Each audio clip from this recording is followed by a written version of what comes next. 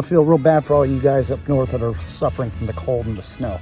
Here in Central Florida, we are doing a repipe today, and we are in the middle of a winter wonderland.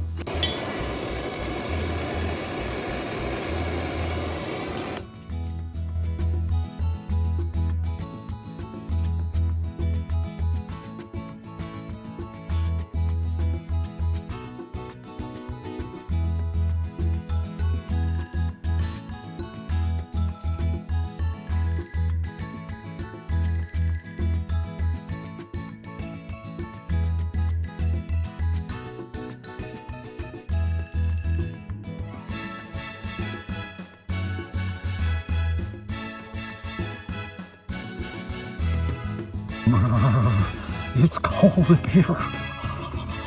Y'all stay safe warm out there, yeah?